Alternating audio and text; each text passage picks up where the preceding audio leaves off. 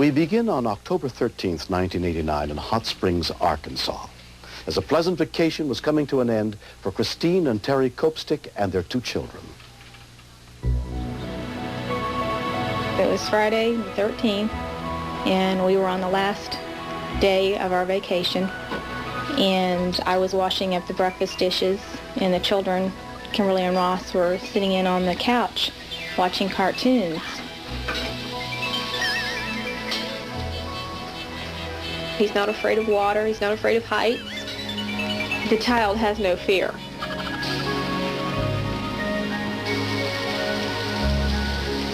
During the family's 1-week stay at the resort, 2.5-year-old Ross Copestick often spent time watching for the ducks that swam in the pond 3 stories below. I asked Christine where Ross was, and she said, well, he's in there watching TV with Kimberly. I don't see him. He was just there.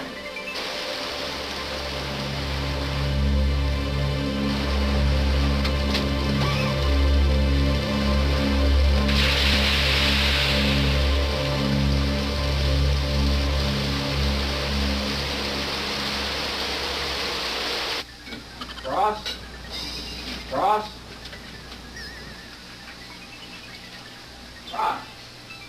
He's calling throughout the condo, Ross, where are you, Ross? And we thought he was playing a game on us, or he'd gone into the bathroom, or just toddling around. Well, he was just on the couch, honey. I thought, well, maybe he'd gotten out the door when I went out to the car. So I told Christine I was going to go out and see if he got out.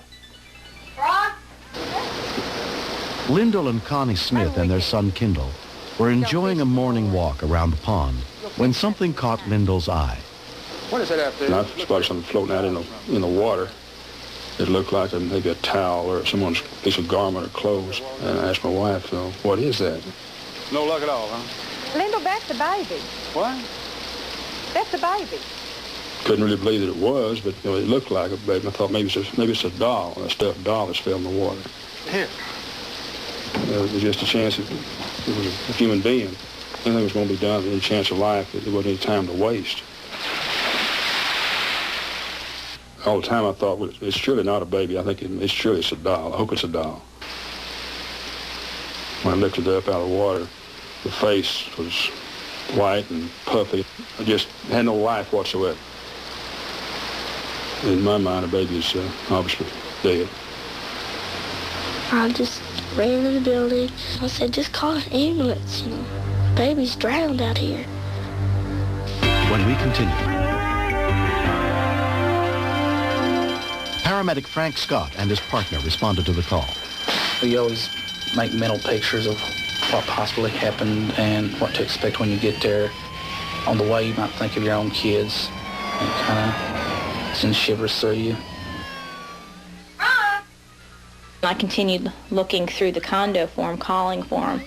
And for some reason, I went into our bedroom, the master bedroom of the unit, and I pulled back the curtains.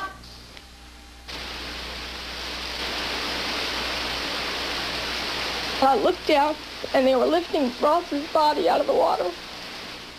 And about that time, I saw my husband down there, and I just screamed.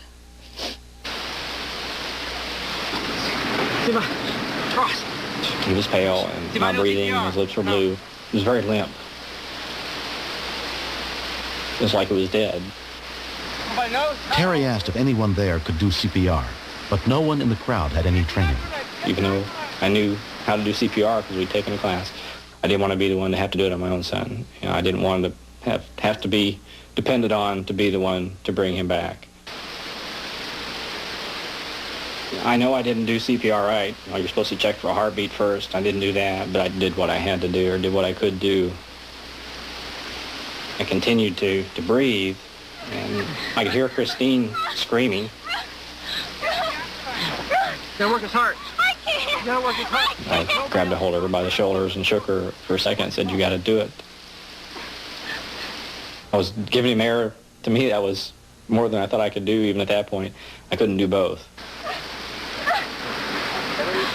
I didn't know what to do. I was screaming. I was a lunatic. I was everything that I probably shouldn't have been at that point. I thought that there was no chance. I thought between the fall and drowning that he was gone.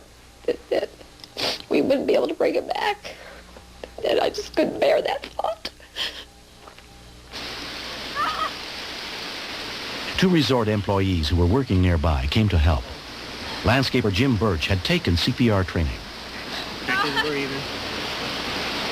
He took Ross and turned him over. A lot of water and garbage came out. It was about that time that we first heard a sound from him, just kind of a real faint whine. He started breathing a little bit, and he started coming around. Check his pulse. When I heard him moaning and groaning, I knew he was at least alive and had a chance. Some sensibility kicked into me, and I asked who pulled him out, and someone pointed to a man back behind me. And I ran over there, and I just threw my arms around him, and I just hugged onto him, and I said, thank you. Within 7 minutes, the first of 2 ambulance crews arrived on the scene to begin treating Ross. And I said, Terry, he's all broken up inside. I know he's got all kinds of internal injuries. And Terry said, that wouldn't happen from a drowning. That just wouldn't happen. I said, Terry, he fell from 3 floors up, and I pointed to the window. Got the screen's hanging out. I looked up at the window and saw the screen hanging halfway out. All of a sudden, he's back in possibly a critical situation. Getting him breathing again suddenly seemed like the minor thing. It was, what's wrong inside now? Doing okay? My first concern was the spinal cord being fallen, and then other injuries he possibly could have received from the CPR. We put the cervical collar on him, rolled him onto the long spine board, and immobilized him. 1, 2, and 3. Okay. The paramedics, they just kept wrapping him with more and more things to steady him. They were afraid his back might be broken. Real still, you're doing good. And then they took him into the ambulance, and they put oxygen on him. They put heart monitors on him. They had all kinds of things. And I just kept praying. I said, please, God, don't let me lose him. Ross was taken to National Park Medical Center, where he underwent a battery of tests. The doctor came out, and this is 6 hours later, and they said, we've done everything we possibly can. We've run every x-ray we can. We can't find anything wrong. Appreciate it. Thank you. Terry and I just looked at each other, we hugged each other, and we said, you know, this is great. Ross was kept in the hospital for observation. After 2 days, he was released. For him to come away from it to be totally fine, it's almost like a dream. It had to be a miracle of some kind that he was up and around.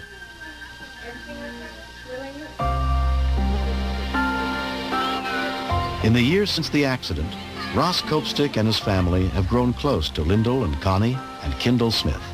If the Smiths had not been around there and saw him, they were the only ones around. Who knows, it may have been too late by the time we finally realized it. I think Lyndall and Connie, they've always been special people since we've met them.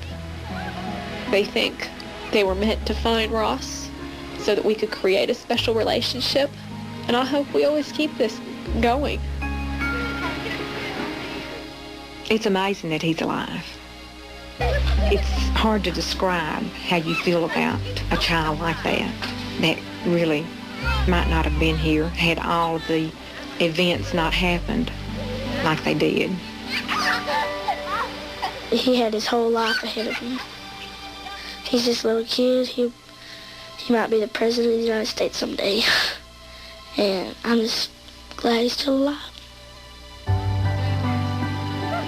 He was meant to be saved for some reason. That remains to be seen. We're going to have to wait for Ross to grow up.